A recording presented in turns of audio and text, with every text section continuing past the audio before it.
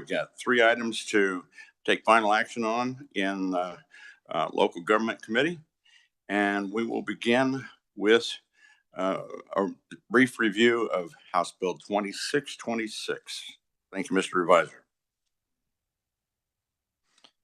Mr. Chairman, members of the committee, House Bill 2626, if you recall, was the bill authorizing the disorganization of the Clearwater Cemetery District. The bill would authorize the Board of Trustees of the Cemetery District, which is entirely located in Sedgwick County, to disorganize the district by adopting a resolution. They would have to have a disorganization plan included as part of that resolution, which would provide for the transfer of all property and all monies of the cemetery district. And that would be split among the city of Clearwater, the Neneska Township, and the Ohio Township, which are all located in Sedgwick County. The bill does provide for conveying title to the real property that is being divided, and for transfer of any monies in the permanent maintenance fund. It also provides that each of those municipalities would take over the care and maintenance of that portion of the cemetery district that is transferred to the municipality, and maintain those cemetery plots as required by law. The bill go into effect on July 1st of this year. With that, I'll answer any questions. Is there any question for the revisor? Yes, Representative Barth. Thank you so much, Chairman Berquist. Could you remind us real quick on why this is not something that, I mean, it just sounds such like local level, and we hear local level all the time. Can you tell me why, again, just remind us why this is not being done at the local level and we need a state statute for it? Thank you. Yes, Mr. Chairman, members of the committee, the statutes regarding cemetery districts do not allow for a disorganization of this nature. It is not authorized to disorganize a cemetery district and transfer property in a manner that's described under House Bill 2626. Any other questions? I would love, from a question standpoint, just of this body here, to have some discussion around that. As a request, just to you have begun it. Anyone have any thoughts on this bill? Yes, Representative Collins. Thank you, Mr. Chair. And well, the revisor may be, it's something of a question for the revisor. Isn't the reason it has to go through us is because there are more than one township involved? Mr. Chairman, members of the committee, yes, there are provisions for disorganizing a cemetery district, but not in the manner that's proposed to split the assets of the district among 3 different municipalities. Any other questions? That's it for me. Thank you. Okay. Some other thoughts? Well, yes, Representative Amix. Thank you, Mr. Chairman. Our colleague from Southern Douglas County brings up an interesting point. You know, we do talk a lot about, local control on so many different things. I think cemeteries are a whole lot of different matter here. Anybody that's ever served in local government that's had to be involved with, takeover of a cemetery, it's one of those things that, there's all kinds of different levels that have to be looked at here. So, need to be pretty careful about this one. But, this particular bill here, I don't have any problem that we have to wave our magic wand over it because of the multiple governments that are involved here. But no, if one of these days we want to have the bigger discussion about some of the bills that we have or some of the laws that we have on the books that kind of wonder why we're still doing them the way we're doing them today. Maybe that's, for another day, but this one here is fine. Thank you, Mr. Chairman. Thank you, sir. My observation of this is that there's no outcry on the part of the members of these individual cemetery districts, the people that have family members buried there. This is a government action to take assets and take property that is associated with the cemetery beyond the cemetery plots and to take action from a city on a municipal kind of a standpoint. I don't support the bill, and I don't encourage you to go either way, however you choose to. But there was no acclamation from anyone that was part of the cemetery district itself that that those cemetery districts that said yes, we're in favor of releasing this. If y'all have rural cemeteries are maintained by these districts, and they take funds to keep them trimmed, keep them take care of the burials and such. And this is more than one cemetery district. And to me, I think it's not a necessary action, and that's why I'm not going to be supporting it. We heard testimony of folks that were 4 and 5 generation family members of people that are buried in that area, and of course, probably hundreds and hundreds of people in these districts. But for me, that's just my opinion, and we have a number of them on the board. Thank you. Yes, sir, Mr. Vice Chair. Thank you, Mr. Chair, and thank you, Revisor, for explaining that a little bit. And I too have a little bit of a problem with not really a clear plan of what I believe 18 acres or whatever it was, that how they's going to really deal with that, whether that was going to be. And I support cemetery issues. They're sacred. They need to be honored and well kept. But I still have to kind of back this down to local issues. And I guess that's where I'm at on it too. Thank you. Yes, Madam Minority Member. Thank you. Thank you, Mr. Chair. Jason, if we don't pass this, then what are their options with this cemetery district? What will happen to it?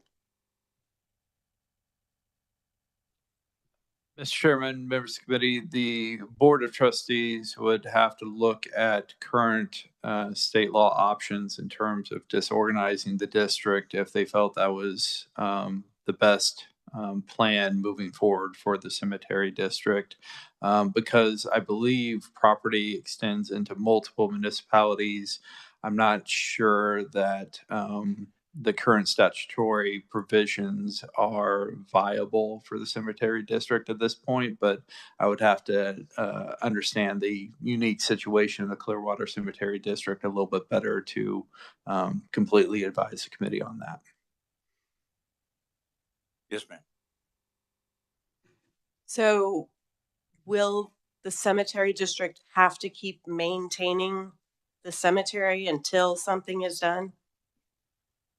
The cemetery district would have to still maintain the plots within the cemetery district and all the management that entails until the district is disorganized or otherwise the ownership and the responsibility is transferred under state law. Representative Amix. Thank you, Mr. Chair. This would be for the revisor. Then could one of those local units of government take over the cemetery without having to come back to us? Mr. Chairman, members of the committee, I'm not sure if that's feasible because of where the district property is located, because it's not located wholly within one township or one city. I'm not sure if that's a viable option for disorganization of the cemetery district. And I'm not sure, I would have to research more of the options in terms of whether or not they could somehow divest the district of only a portion of the property and maintain another portion. I'm just not entirely aware of all the circumstances involving the Clearwater Cemetery District to speak accurately on that. Representative Bloom. Understand why they never really said why they wanted to do this in the first place. This is a land grab. Does the township not want to keep it up? Do they want to give it to the county? Why are they doing this? From the testimony we heard and received, the people that are responsible for at least one of the township cemeteries districts are not in favor of it, and so it's an action towards them, and it may be somebody within that district that has suggested it. but it's the district themselves said that there was no action that was needed for them to continue to maintain what they do at the cemetery district. So there's no dire situation. There wasn't a maintenance issue for these districts that was mentioned. It was simply to organize them under the city.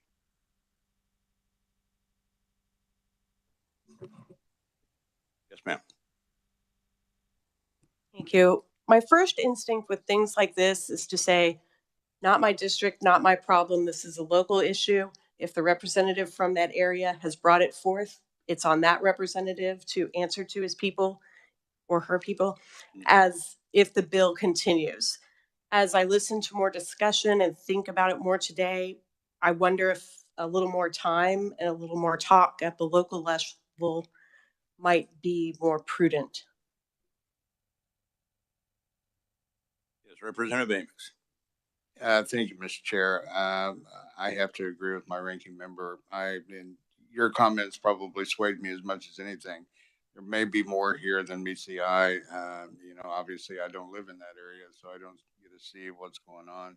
I appreciate the comments that my colleague from Southern Douglas County brought up about, this is a local issue. Why are we dealing with it here? Well, maybe this is one of those times.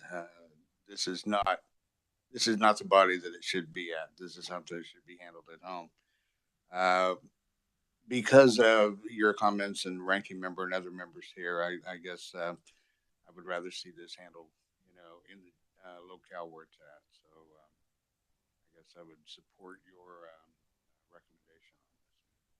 recommendation. And in fairness to the ones who brought the bill and the ones who would be the receiver, I recognize what the revisers told us that if this action is to take place, it would come through this kind of action. It would have to come through this kind of action to make a document through the state that would turn that over. Is that correct? Yes, this disorganization, as laid out in the bill, can only occur if this statute is passed to authorize it. And so back to Representative Amick's point, simply that the action may take place in the future, but that for them to work that out amongst themselves as far as whether it's going to happen, not the actual fact of it. Because if it does happen, it'll still come back to this committee or some other committee within the House. And so, thank you for your comments and discussion. Is there anyone else has a thought they'd like to share before we vote on this matter? Representative Blacks.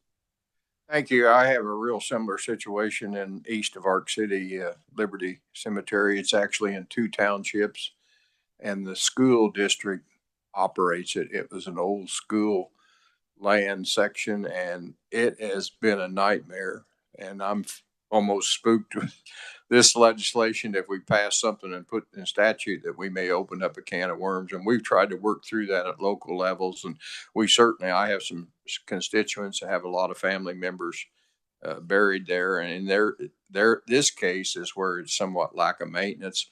And actually the school district out of Arc City has control of that. And the county has a township road going into it that they've refused to maintain. And it is a nightmare. And so sometimes we can get into these local situations, but here's a good example of between 2 townships, and we haven't got it resolved yet. And I'm almost, concerned that if we pass something, we may open up a can of worms. There may be a lot more of these than we realize. Thank you, Mr. Chair. Thank you for the discussion. Is there a motion regarding this item?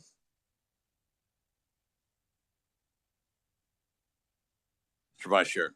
Not sure how to make the motion, but I guess basically I make a motion that we not work this bill, and we need more additional information about the outcome. And I find there's a lot of information. I'm going to get some advice from the reviser as far as an appropriate motion for that action.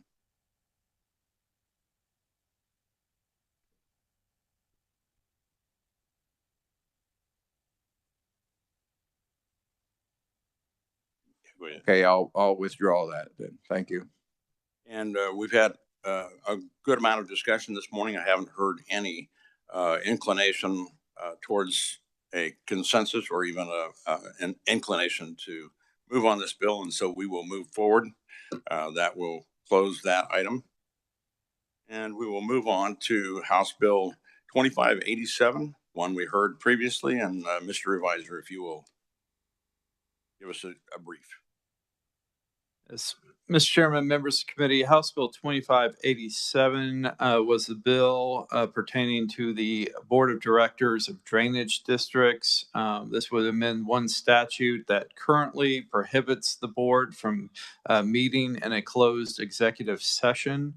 The bill would amend that to allow the board to meet in executive session in accordance with the Open Meetings Act statute, which governs how and for what purposes those meetings can be held. Do I hear a motion?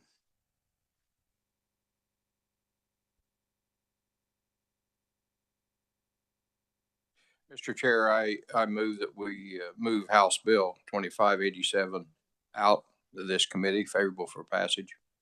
Is there a second? Representative Barth. And is there further discussion? If not, all in favor of moving this out, say aye. Aye.